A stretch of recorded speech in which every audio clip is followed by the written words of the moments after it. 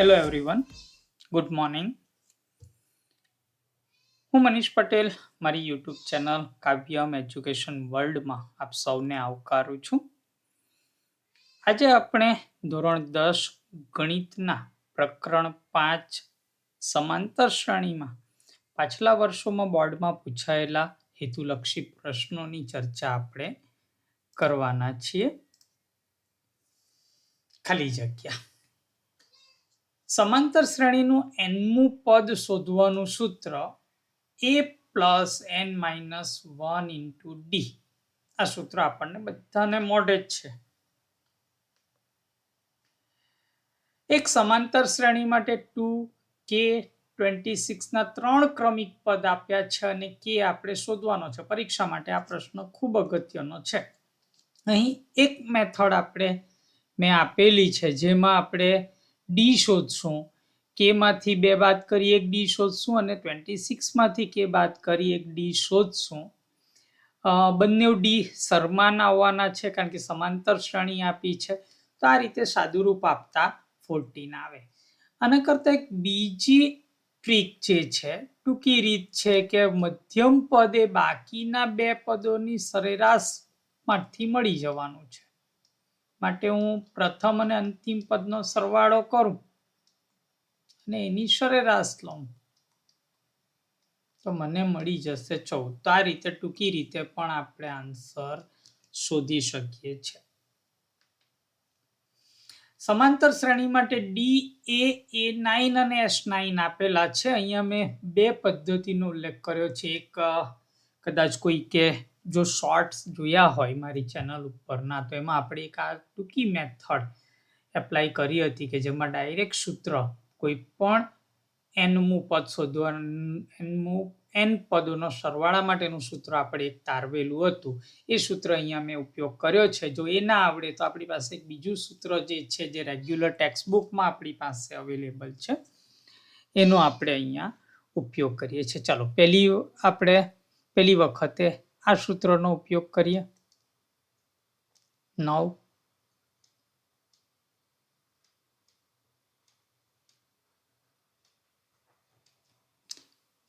9 ચોક 36,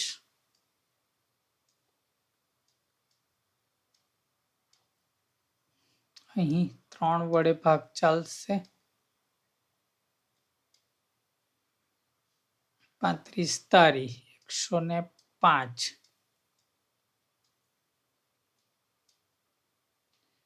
આ આવશે 180 એટલે આપણી પાસે જવાબ આવી જશે 75. કોઈકને આ મેથડ ન આવડતી હોય તો આપણી ઓરિજિનલ અથવા તો ટેક્સ્ટબુકમાં આપેલી જે રીત છે એનો અહીંયા ઉપયોગ કરીએ તો એ બરાબર -35/3 અને A9 અથવા તો L આપણે જેને કહીએ છીએ, અંશ અને છેદમાંથી અહીંયાથી 1/3 એટલે કે છેદમાંથી 3 સામાન્ય હું લઈ લઉં. 2 into 3 કૌંસમાં 35 પ્લસ 85. અહીં 3 વડે ભાગ ચાલશે માટે 3/2 અને કૌંસમાં આવશે 50.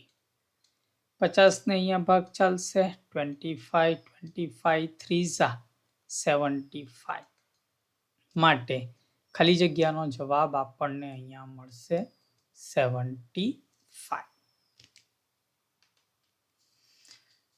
ફરી પાછા આપણે જે કે શોધ્યો તે ટાઈપનો એક બીજો દાખલો, બંને રીત અહીંયા મેં એપ્લાય કરેલી છે.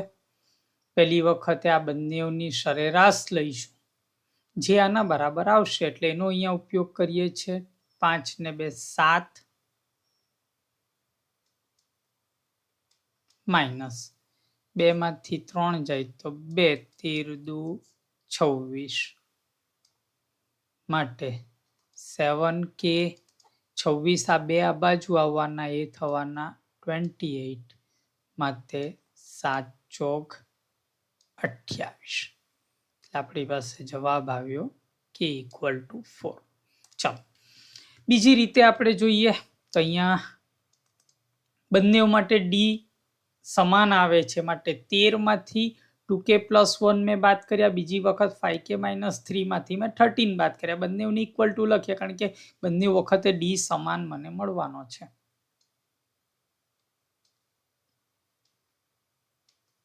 -1 equal to 5k-3 -16.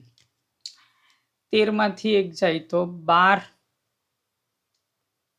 -2k equal to 5k-16. સાદું રૂપ આપું, જ્યાં 5k છે ત્યાં હું આ 2k ને તે તરફ લઈ જઈશ માટે 12 આ બાજુ હતા, 16 ને હું આ બાજુ લાવ્યો માટે 7k = 28 માટે k આપણને મળવાનો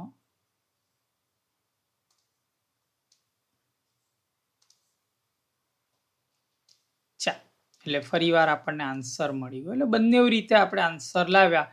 આન્સર આવશે બી 4. સમાંતર શ્રેણીનું nમું પદ શોધવાનું સૂત્ર a+n-1 * d.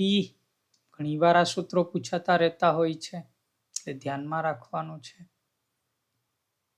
અહીં આપણને a d n આપ્યા છે અને n શોધવાના છે. n નું સૂત્ર છે a+n-1 * d. એ આપણને આપ્યા છે 7, n આપ્યા છે 8 માટે n-1 એટલે 7 અને d આપ્યા છે 3 માટે 7 7 તારી 21, 21 ને 7 28 માટે જવાબ આવશે ડી 28. અહીં જો આપણે નોર્મલી સરવાળો કરવા જઈશું તો અહીં ભૂલ થવાની 100% શક્યતા છે જ. સૌથી સમજવાનું એ છે કે અહીંયા 1 થી ચાલુ કરીને 50 ફરી પાછા એટલે 50 વચ્ચે છે. આ તરફ 1 to 49 છે.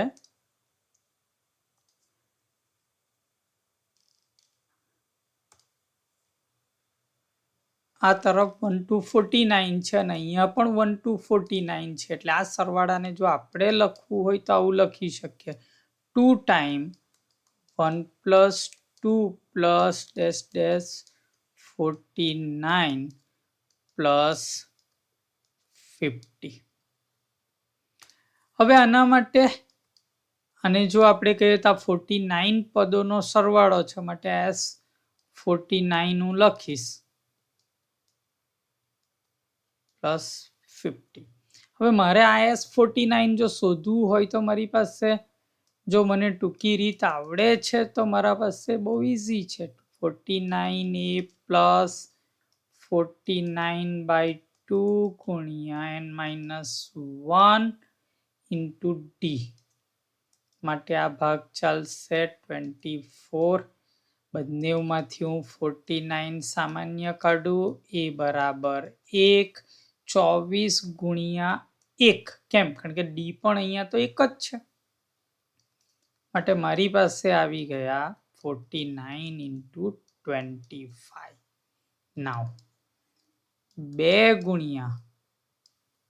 49 × 25 + 50 માટે આ થઈ ગયો 49 × 50. 2 વડે મલ્ટીપ્લાય કરી દીધું આપણે. હજુ મારે ગુણાકાર નથી કરવા માટે હું થોડું વધારે સાદું રૂપ આપીશ. હું 50 સામાન્ય કાઢું 49 + 1 માટે મારે મોટા ગુણાકારની જરૂર ન પડી.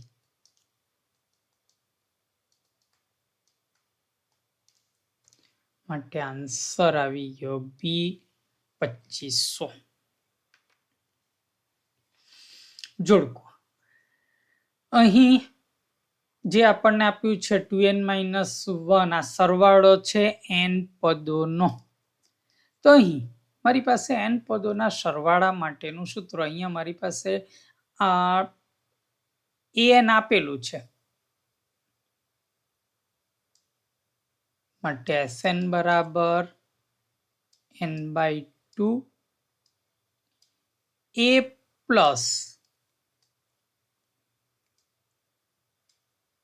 n બરાબર a પ્લસ an. તો અહીં આપણી પાસે આ કેન્સલ થયા માટે આપણી પાસે આવ્યા n/2 અને કાઉન્સમાં આવ્યા 2n. ફરી પાછા આપણે 2 કેન્સલ કરશું તો n into n માટે n² માટે વિકલ્પ બી સાચો છે. માગ્યા મુજબ જવાબ આપો. સામાન્ય તફાવત આપણે અહીં શોધવાનો છે. તો અહીં આપણે d1 d2 d3 સમાંતર શ્રેણી આપી છે એટલે કોઈ પણ એક જ જગ્યાએ આપણે તફાવત શોધીએ, બહુ લાંબુ વધારે ના વિચારીએ. તો -1 -5 માટે -1 +5 માટે સામાન્ય તફાવત આવશે 4. સાચા છે કે ખોટા તે કહેવાનું છે. અહીં સમાંતર શ્રેણીમાં તફાવત ડી બધે સરખો છે માટે આપણે કહી શકીએ કે આપેલ વિધાન જે છે એ સાચું છે. નો તફાવત ડી છે એવું આપણને માંગ્યું છે તો આપણે ચેક કરી લઈએ કે ડી છે કે કેમ. તો ડી બરાબર 8 - 10 જવાબ મળ્યો -2 આપ્યું છે 2 માટે વિધાન જે છે એ ખોટું છે. આપેલી શ્રેણી એ સમાંતર શ્રેણી છે તો કે એના માટે સૌપ્રથમ આપણે d1 અને d2 બંને પદો વચ્ચે શોધીએ તો બંને વખતે ડી જુદો મળે છે. મતલબ આપણે કહી શકીએ કે આપેલ શ્રેણી એ સમાંતર શ્રેણી નથી અને તેથી આ વિધાન આપણું ખોટું છે. સમાંતર શ્રેણી છે કે કેમ તો અહીંયા આપણે d1 d2 d3 શોધીએ છીએ. દર વખતે મેં સીધી બાદબાકી કરીને મૂક્યું જ છે તો બધી વખતે ડી સરખો મળે અને સરખો મળે માટે આપણે કહી શકીએ કે આ સમાંતર શ્રેણી છે.